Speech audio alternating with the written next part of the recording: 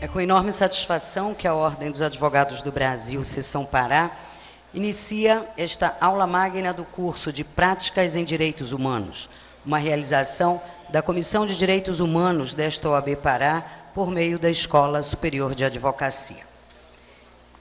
Esta sessão é presidida pelo Dr. Alberto Campos, vice-presidente no exercício da presidência desta seccional Pará da OAB, a quem convidamos para tomar assento à mesa, acompanhado da conselheira Luana Tomás, presidente da Comissão de Direitos Humanos desta casa, e do professor Francisco Freitas, vice-diretor da Escola Superior de Advocacia.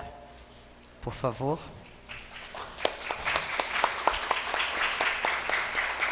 E como convidado de honra deste evento, chamamos também para compor a mesa o professor Dr. José Cláudio Monteiro de Brito Filho, que muito nos honra com sua presença esta noite. Gostaríamos de registrar a presença da doutora Maria das Graças Correia Cunha, promotora de justiça, representando neste ato o Procurador-Geral de Justiça, Marcos das Neves, e também o doutor Homero Lamarão, que é da Comissão de Direitos Humanos do Tribunal de Justiça do Estado e que neste ato representa o egrégio tribunal. Registramos também a presença do conselheiro Denis Serruia e da conselheira Gláucia Cuesta Cavalcante, aqui conosco esta noite. E para dar início aos trabalhos e conduzir a programação, o cerimonial passa a palavra ao Dr. Alberto Campos. Tenham todos uma boa noite. Boa noite.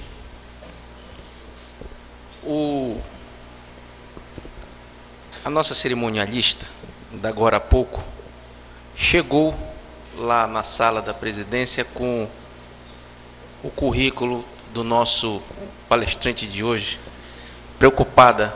Doutor Alberto, e agora, né, nós costumamos, ao chamar o palestrante, fazer uma síntese do currículo para que ele seja apresentado à plateia. Mas o currículo do Dr. José Cláudio Brito, ele tem, assim, uma certa quantidade elevada de páginas, né, que ela precisaria, então, pelo menos de meio-dia para tentar sintetizar aquilo ali. Eu disse a ela: Márcia, nomina apenas o professor José Cláudio Brito, que é conhecido de todos, é da casa, né, e dispensa apresentações. Eu queria registrar também aqui a presença do Dr. Paulo Clautal, que é um dos palestrantes, se não me falha a memória, de um dos temas aqui desse curso. A doutora Ana Lúcia Braga, que é integrante do nosso Tribunal de Ética e Disciplina. O doutor Dênio já foi falado, não é? Bom, esse tema, direitos humanos, a doutora Luana costuma sempre, nós temos aquele WhatsApp, hoje em dia, que é terrível, né? E ela costuma sempre nos dar conselhos quando enveredamos por algum caminho assim, não tanto republicano, digamos assim, né, com relação ao tema. Mas, na verdade, nós precisamos realmente conversar mais sobre direitos humanos, né? Não só nós, operadores do direito, mas e também, principalmente, porque nós precisamos multiplicar isto, né, perante a sociedade. A doutora Luana, ela se arrepia quando nas redes sociais alguém, ao comentar determinado crime, diz: agora eu quero ver aquele pessoal dos direitos humanos ir lá na casa da vítima, né, se solidarizar com os familiares da vítima. E ela deve se arrepiar. E realmente isso acontece por falta de conhecimento, né, do que é direitos humanos.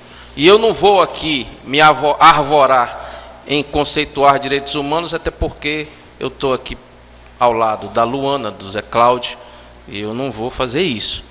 Mas eu tenho um médico que ele costuma me explorar todas as vezes que eu vou me consultar. E ele veio com essa mesma história um dia desse para mim, sobre a questão do que seria direitos humanos e se os defensores dos direitos humanos não teriam obrigatoriedade também de se solidarizar com os familiares das vítimas de violência. Aí eu citei para ele a primeira frase do artigo 1º da Declaração dos Direitos Humanos, dos Direitos do Homem, da Declaração Universal. Todos os seres humanos nascem livres e iguais, em dignidade e em direitos. E ele disse, sim, e daí? Ele disse, porque tu estás acostumado a só ler hemograma, tu não queres, né, te aprofundar no que significa, na verdade, o que está escrito nesta primeira frase. É tudo. Você, quando tem o direito de falar essa besteira que está falando, isso é porque eu estou respeitando os direitos humanos seus. Você é livre para falar o que você quiser, mesmo que seja uma besteira. Isso é direitos humanos. Quando você vota, escolhendo presidente, deputados, senadores, governadores, prefeitos, isso também é direitos humanos. Ele disse, é mesmo, eu nunca pensei por aí. Disse, pois é, tem que pensar, porque a universalidade dos direitos humanos é justamente isso. São todos os direitos do homem. Direito à propriedade, direito ao livre pensamento, direito de ir e vir, direito ao devido processo legal. É tão importante que, inclusive, a defesa dos direitos humanos, que pelo Estatuto é função institucional da ordem, ele está antecedendo, inclusive, a própria obrigação da ordem corporativa de defesa das prerrogativas dos advogados. Aqueles que estudam o Estatuto podem verificar. O dispositivo legal, o inciso 1º, trata dos direitos, das obrigações institucionais da ordem, e a defesa das prerrogativas vem no inciso 2º.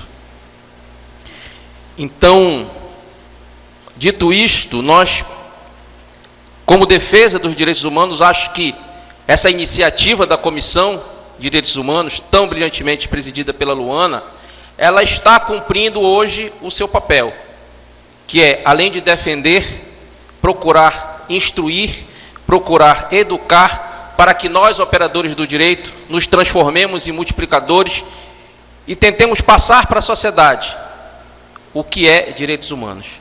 E eu acho, inclusive, professora Luana, que esta iniciativa ela precisa se estender a todas as subseções. Se Vossa Excelência tiver realmente a sua comissão, puder estabelecer um calendário, eu acho que nós poderíamos fazer esses cursos nas subseções, porque nós precisamos realmente difundir o que seria direitos humanos. Dito isto, e eu já estou me alongando muito, porque na verdade aqui a estrela é o Dr. José Cláudio, eu, ao declarar aberta aqui o seminário, o curso, eu passo a palavra então para considerações da professora Luana, uma questão de cavalheirismo, não é, professor Francisco Freitas? E depois a Vossa Excelência para umas considerações iniciais. Professora Luana. Obrigada. Eu queria inicialmente agradecer a todos e todos os presentes, saudar as autoridades também, ali os representantes do Ministério Público, do Tribunal de Justiça, a professora Siglia também ali representando a Faculdade Ideal. Queria agradecer ao professor Clautal também, que vai ser um dos palestrantes do curso, assim como o professor Mero Lamarão também vai ser um dos palestrantes também do primeiro módulo. O nosso curso foi pensado com muito carinho, atendendo a demanda que é feita à nossa comissão. Nós vivemos numa sociedade onde cada vez mais pululam violações de direitos humanos, onde há pelas redes sociais, pelas mídias, pela imprensa, cada vez mais denúncias de violações, de graves violações. Só essa semana, eu estava lendo um artigo que foram denunciados mais de 10 casos de linchamento, só nesse último final de semana. né, mais de 10 casos de linchamentos que aconteceram só nos últimos 4 dias. Né? Hoje nós estamos na terça-feira, já estou dizendo que nessa semana nós tivemos 10 casos de linchamentos, né, linchamentos dramáticos que mobilizaram a opinião pública, né, e que mostram a importância da temática. E nesse cenário, ao mesmo tempo, nós vemos advogados, profissionais do direito, promotores, juízes, né, estudantes, que não necessariamente são equipados para lidar com esse tipo de violação.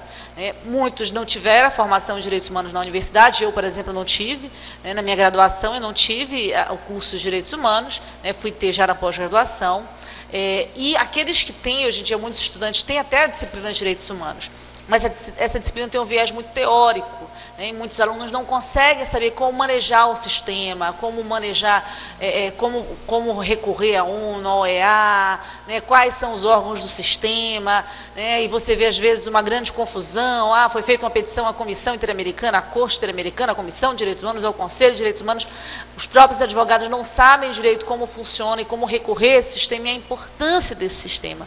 E aí a ideia de fazer este curso com profissionais estão envolvidos na questão, a professora Paula Arruda, da Universidade Federal do Pará, né, professora doutora, professor Homero Lamarão, professor Clautal também, que dispensa apresentações, né, a professora Natália Simões, professora do CESUPA também, o professor Helder Lisboa, também juiz, também dispensa apresentações.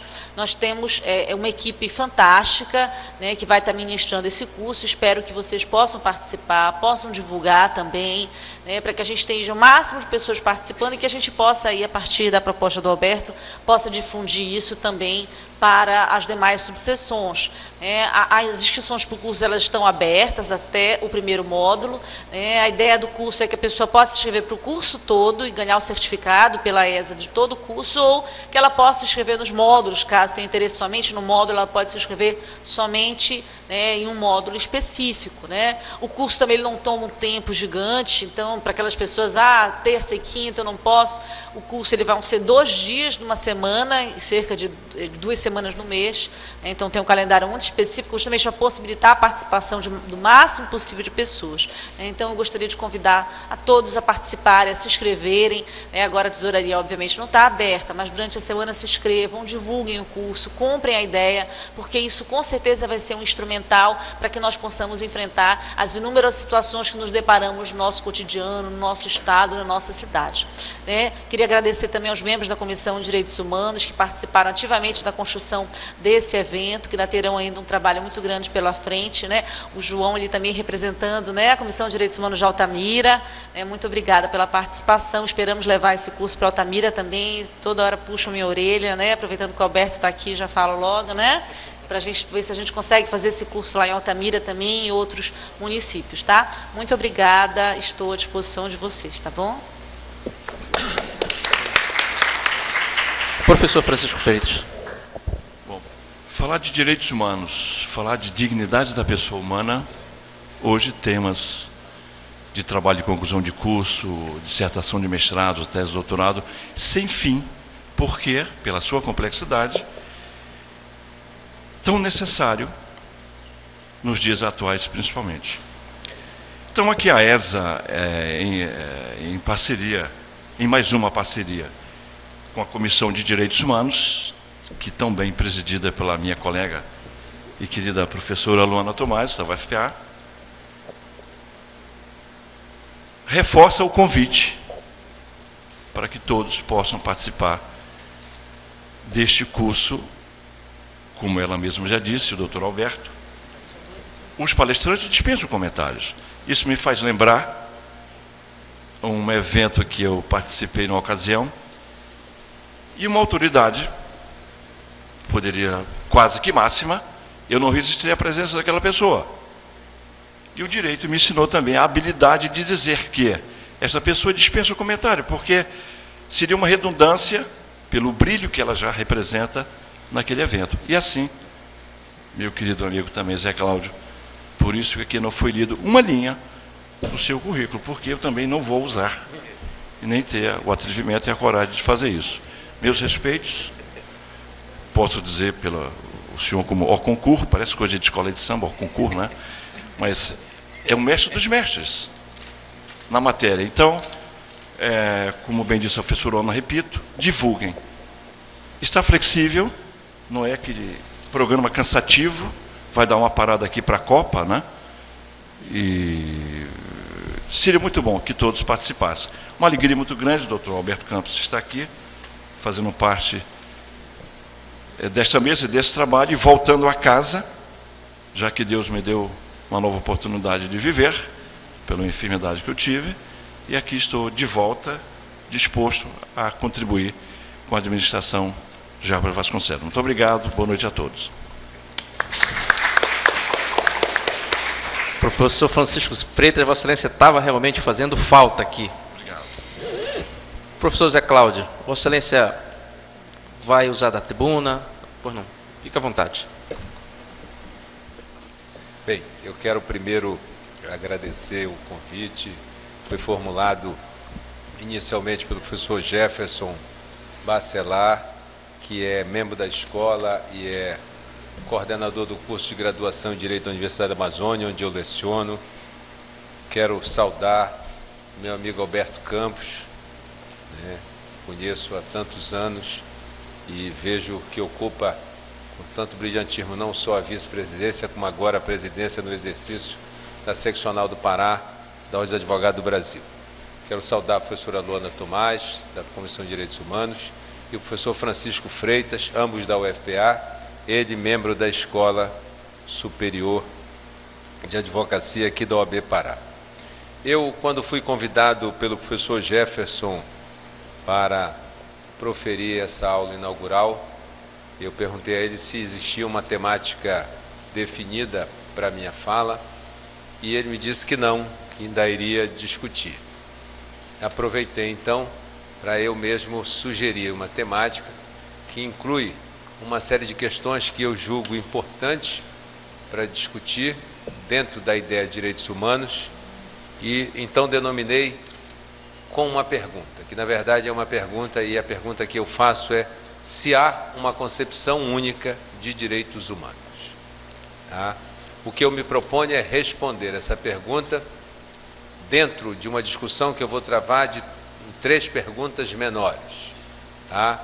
Alicerçando isso, obviamente, no direito, mas principalmente em algumas questões que eu venho discutindo nos últimos anos, tanto no programa de pós-graduação em Direito da Federal do Pará, em nível de doutorado e mestrado, como agora no programa de pós-graduação em Direitos Fundamentais, em nível de mestrado, da Universidade da Amazônia, da Filosofia Política, e, eventualmente, quando há oportunidade de discutir isso dentro da disciplina que eu leciono, da Filosofia Moral.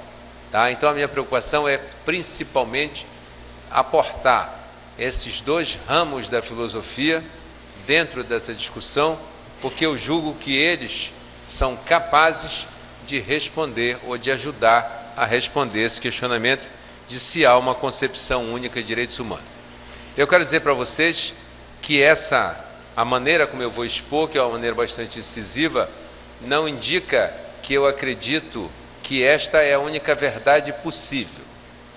Eu quero que indique que esta é a verdade para mim. Ou seja, eu acredito piamente que a maneira como eu vou articular essa discussão é a melhor forma de articular a discussão que responda a essa questão, de se há uma concepção única, ou seja, uma concepção mais adequada para a ideia de direitos humanos. Serve, então, mais como uma provocação. Bem, mas eu disse que há 3 perguntas que são desdobramentos desta primeira e que precisam, ou que eu vou tentar, neste período agora, de tempo, responder. A primeira é se há uma única ou uma concepção de direitos humanos que seja mais adequada. E eu adianto logo que a resposta é sim, há uma única concepção de direitos humanos. A segunda pergunta é se há um único fundamento para os direitos humanos. Tanto que se discute, de tantas formas se discute. E a resposta também é sim, há um único fundamento para essa ideia que nós denominamos de direitos humanos. E a terceira pergunta, talvez com a resposta mais arriscada das 3, é se há uma única concepção de justiça que seja capaz de sustentar a ideia de direitos humanos. E eu respondo de novo sim.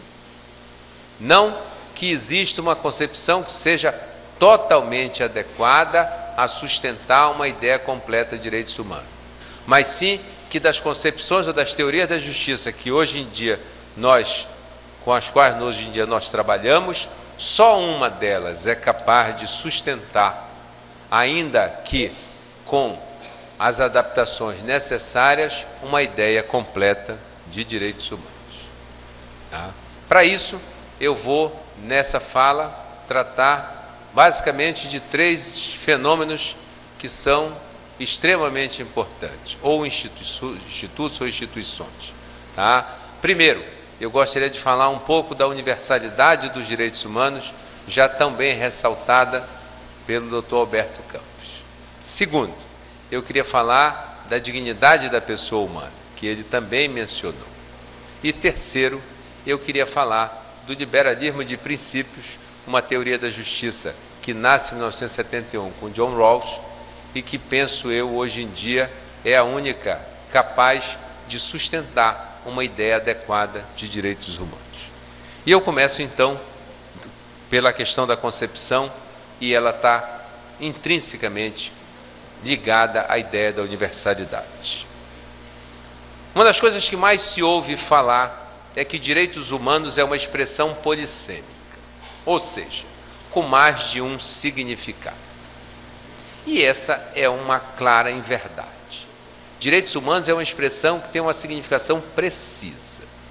Apenas, dependendo das circunstâncias, ela pode ser, essa ideia de direitos humanos, pode ser manejada com uma aparência de parcialidade ou manejada de uma forma que dê a impressão que nós estamos falando de um conjunto que é menor do que, na verdade, ele realmente é. E eu, para isso, então, vou me servir do exemplo do Dr. Alberto Campos, porque ele é muito bom para isso. Tá? É muito comum que quando a Comissão de Direitos Humanos da OAB Pará, ou aqui no Pará, por exemplo, também a SDDH, Sociedade Paraense de Defesa dos Direitos Humanos, empreenda uma iniciativa no sentido de garantir condições, via de regra, para pessoas que têm ou que praticaram alguma atividade ilícita e se encontram, né, premidas por algum aspecto da intervenção penal, surja imediatamente esse questionamento, né, de para que servem e do que são os direitos humanos. Porque quando a Comissão de Direitos Humanos da OAB Pará, ou SDH, ou qualquer outra entidade, realiza essa intervenção, visando garantir condições mínimas para aquelas pessoas, ela faz a partir de um âmbito, ou dentro de um âmbito que é espacialmente e do ponto de vista da temática, localizado. Naquele momento, a circunstância é a de garantir a um indivíduo determinado que eventualmente praticou um ato ilícito ou é acusado de praticar um ato ilícito, tá? O mínimo de direitos que ele tem ou que ele faz jus, dentro da ideia que eu acho que é muito cara a ideia de direitos humanos, que é da indispensabilidade. Não que os integrantes da Comissão de Direitos Humanos da OAB ou da SDDH desconheçam que a ideia de direitos humanos é uma ideia muito mais ampla. Apenas eles fazem, naquele momento, premidos pela necessidade de atender uma determinada demanda. Tá? E a impressão que se tem, então, é essa visão mais restritiva de que os direitos humanos constituem uma ideia restritiva, porque a atuação é num âmbito mais restrito.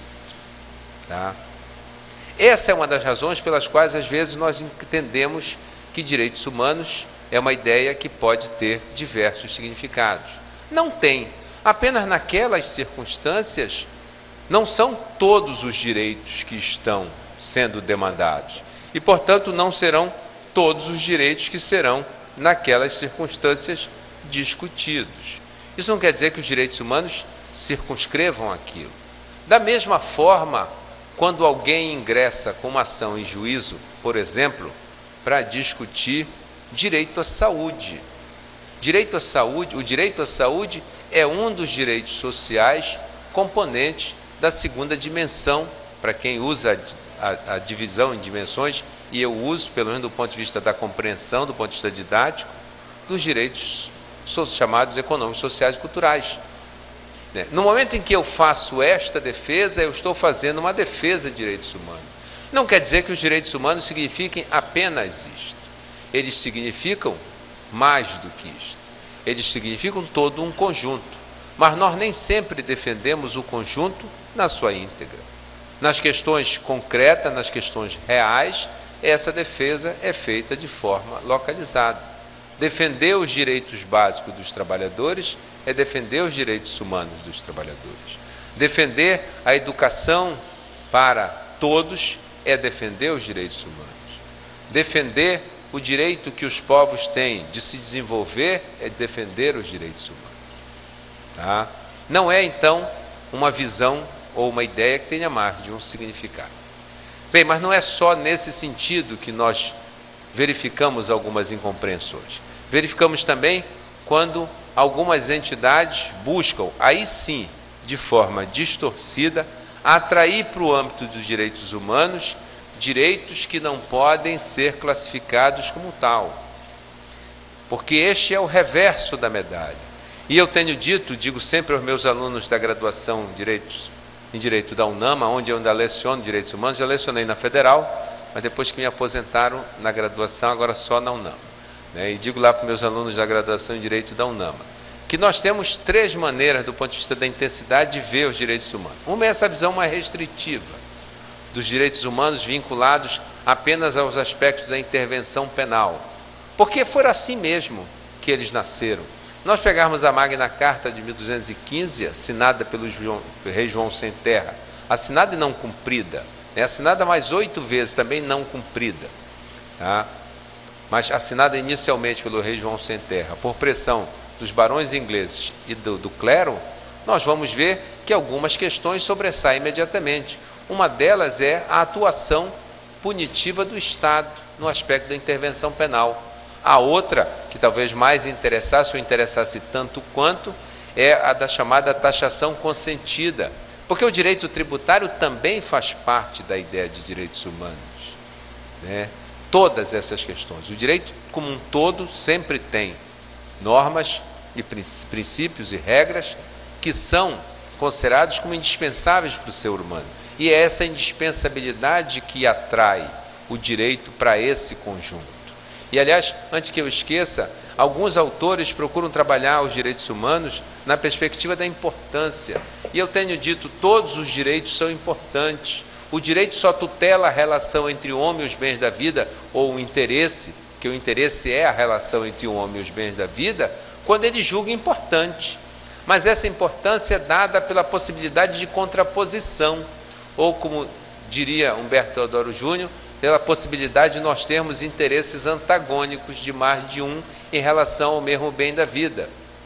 Isso já é importante. Portanto, todos os direitos são importantes. Os direitos humanos não estão construídos sob o signo da importância, eles estão construídos sob o signo da indispensabilidade.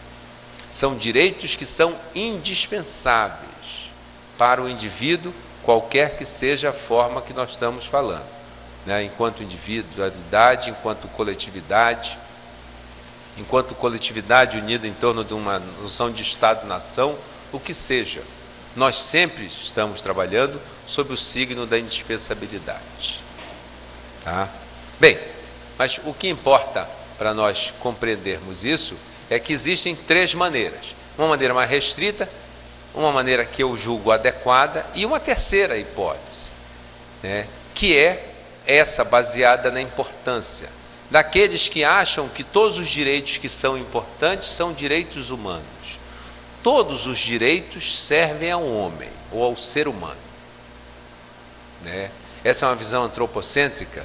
Mas é a única possível. Então, portanto, vou me eximir de ficar fazendo maiores discussões ou digressões a esse respeito. Tá?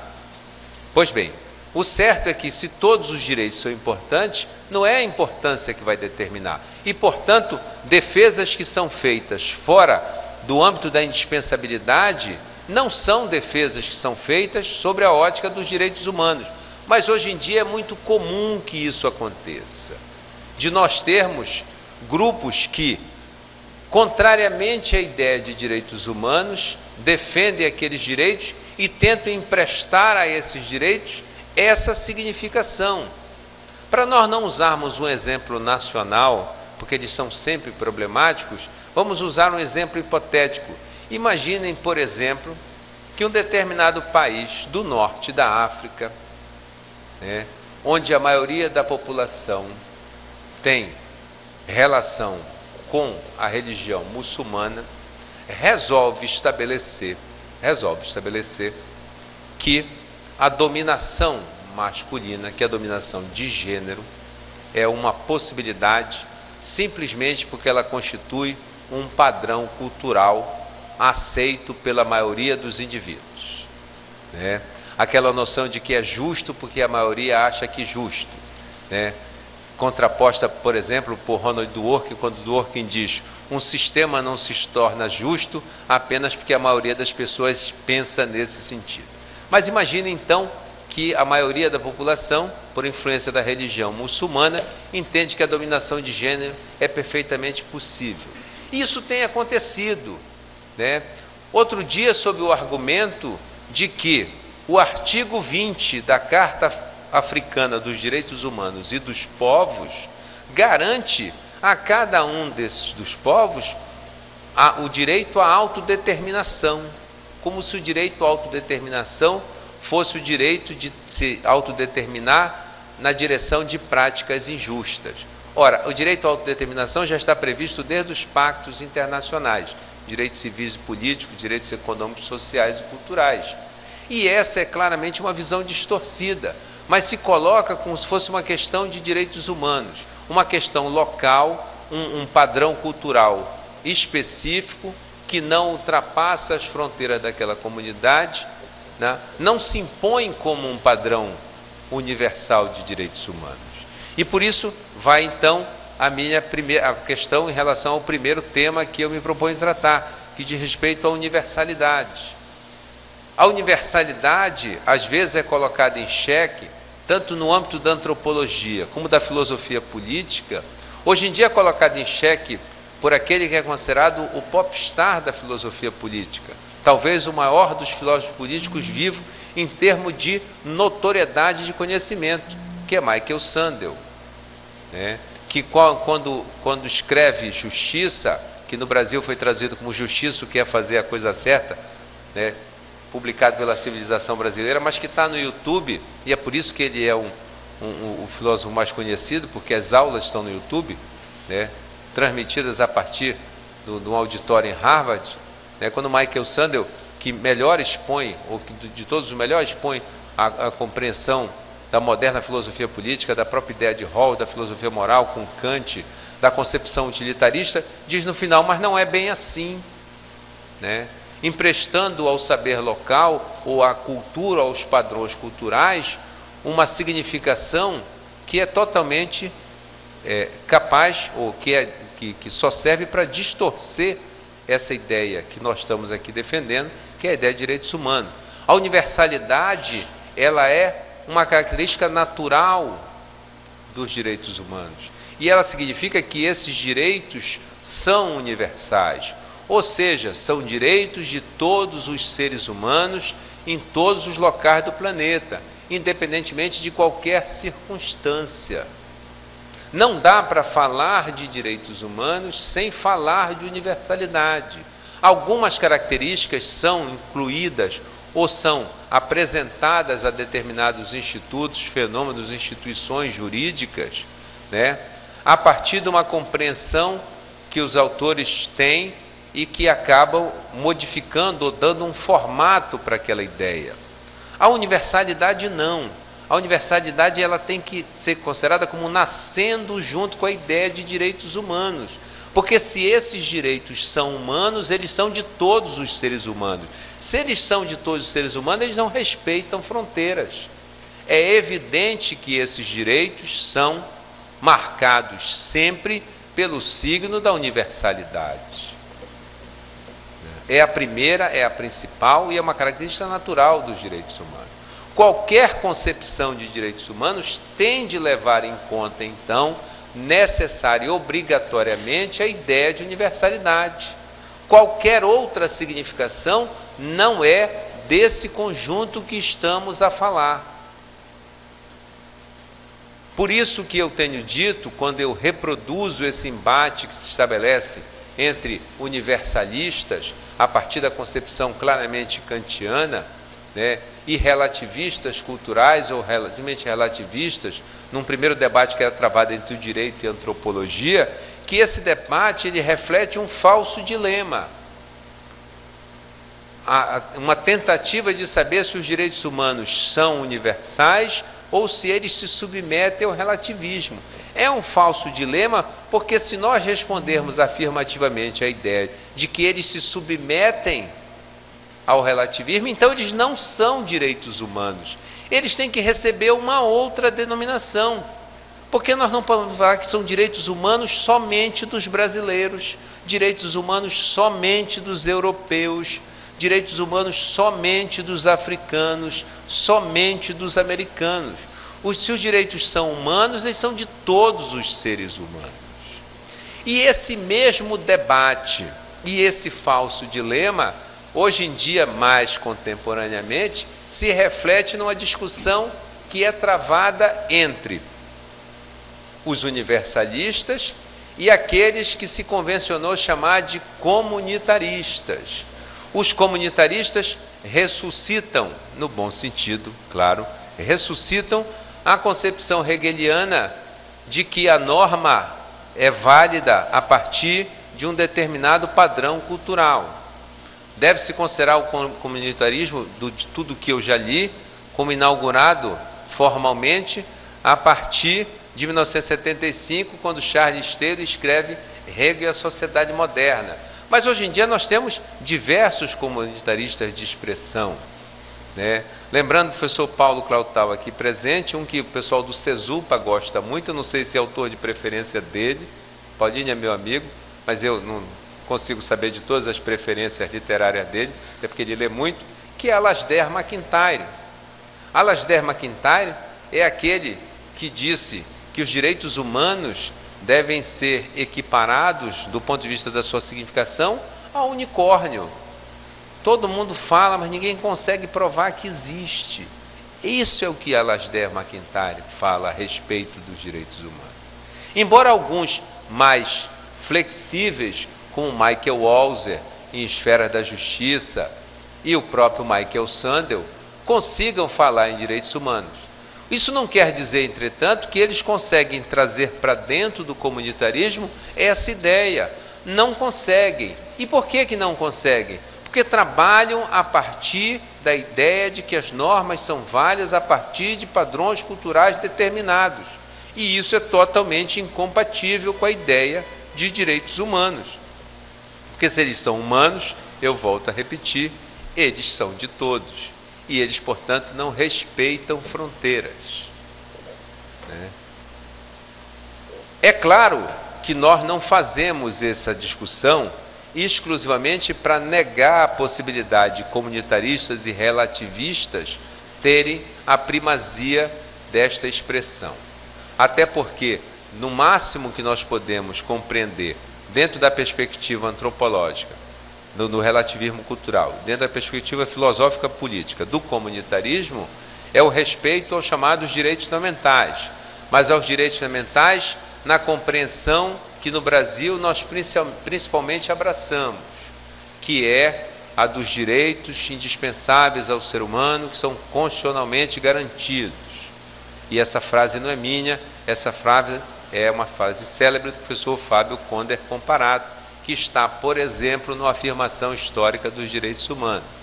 Até porque, se nós formos utilizar a ideia mais ampla de direitos fundamentais, aí nós vamos ver que nem isso os comunitaristas conseguiriam sustentar. Como diz Paulo Bonavides, embora não seja a expressão mais popular, a expressão mais popular é direitos humanos, como nós, americanos, do continente americano utilizando, ou direitos do homem, como os europeus ainda preferencialmente utilizam. Se nós pegarmos a versão francesa ou as versões francesas dos pactos e da declaração, ainda está lá, direitos do homem. Mas não é só a França que utiliza. Se nós pegarmos a versão em português dos documentos de direitos humanos, a partir da tradução portuguesa, também não está lá direitos humanos. Eu continuo usando direitos do homem. E é por isso que eu não vejo distinção. Não utilizo por uma visão que pode gerar incompreensão, de nós trazermos para dentro dos direitos humanos uma ideia que é totalmente oposta a ele, que é a ideia de diferença de gênero. E isso não vale a pena. E é por isso que os americanos preferem utilizar, penso eu, human rights, e nós seguramente preferimos utilizar direitos humanos. Mas os publicistas alemães, como diz o professor Paulo Bonavides, continuam usando a expressão direitos fundamentais, mas não são só eles. A Organização Internacional do Trabalho, quando fala nos direitos humanos dos trabalhadores, que é o trabalho decente, ela não fala em direitos humanos, ela fala em direitos fundamentais, e ela dá a mesma significação. Então, nessa significação ampla, não seria compatível nem com o relativismo, nem com o comunitarismo. Mas numa visão mais restrita de direitos indispensáveis, reconhecidos como tal, dentro de uma ordem jurídica determinada ou dentro de uma determinada comunidade, tá? Seria possível. Mas esse é o máximo de alcance que o comunitarismo e que o relativismo podem alcançar em relação a essa ideia. Para não encerrar essa primeira parte de uma forma tão brusca, eu quero dizer que uma das críticas que se faz a essa ideia da universalidade do direito, porque essa concepção é claramente construída, como todas são, é de que isso, na verdade, reflete uma relação de dominação e que, portanto, essa pauta mínima que se chama direitos humanos é uma pauta que é apresentada por quem domina, para ser seguida por quem domina e por quem é dominado. É aquela ideia de que nós temos, de que os direitos humanos são uma construção ocidental, dos países dominantes do bloco ocidental, e que essa ideia foi simplesmente espalhada para todos. Bem, eu não vou, claro, eu entendo que existe um fundo de verdade nessa discussão, mas eu penso que é possível construir e pensar numa pauta mínima, independentemente do momento ou do espaço onde essas ideias foram inicialmente construídas. E aí eu sugiro a leitura de dois textos que são bem elucidativos a respeito. Um é de um livro bastante conhecido no Brasil, de um autor indiano, Amartya Sen, um economista que é hoje em dia um dos grandes filósofos políticos, porque enveredou também por essa seara, Desenvolvimento como Liberdade, e dentro do Desenvolvimento como Liberdade, eu não lembro qual é a editora, o Amartya Sen tem um capítulo que é o 10, chama Cultura e Direitos Humanos, e ele mostra que os valores asiáticos são totalmente tendentes a abrigar essa ideia que nós temos genérica de direitos humanos. E, portanto, não seremos somente nós, os ocidentais, os capazes de apresentar uma ideia com essa significação. Para quem quiser isso ver do ponto de vista da história e da antropologia, como isso sim é possível, eu sugiro que leia um livro do pai da moderna antropologia. Hoje em dia ele é considerado superado, mas ele é o pai da moderna antropologia. Esse autor chama Bronislaw Malinowski, e ele escreveu um livro chamado Crime e Costume na Sociedade Selvagem. No Brasil ele foi publicado pela editora da UNB. É aquele livro que não faz sucesso e que fica 20 anos sempre vendido. Felizmente, porque toda vez que a gente quer comprar, ainda existe um exemplar à venda. Mas Crime e Costume na Sociedade Selvagem é um livro que Malinowski escreve a partir dos 4 anos que ele permanece na Papua Nova Guiné, nas ilhas Trobriand, estudando os trobriandeses. Por que ele é o pai da moderna antropologia? Para não ficar nada sem uma explicação mínima. Porque Malinowski altera completamente a forma de atuar do antropólogo. né, no início do século passado, do século XX, ele resolve que ele não vai mais estudar as sociedades selvagens em contraposição às sociedades civilizadas, que éramos as nossas, né, em certa medida, né, as nossas, da forma como a antropologia fazia. Como? Colhendo relato de pessoas que teriam tido contato com aquelas sociedades. Então, o que os antropólogos faziam era ouvir um viajante, um militar, um náufrago, um comerciante que havia tido contato e ia montando um quebra-cabeça até ele poder reconstruir os costumes de determinadas sociedades. Malinowski resolve que isso não é mais correto, que isso é muito pouco. E ele resolve passar, então, 4 anos com os trobiandeses. Uma comunidade que tinha tido pouquíssimo contato com outras sociedades, principalmente com as sociedades do bloco ocidental. E o que é que Malinowski relata nesse livro, depois de 4 anos de observação? Que eles tinham os mesmos institutos que nós temos. Do ponto de vista civil e do ponto de vista penal, eles trabalhavam com a mesma lógica que nós trabalhávamos, sem ter tido nenhum contato. Eles tinham institutos como o casamento. Eles prezavam as relações de parentesco.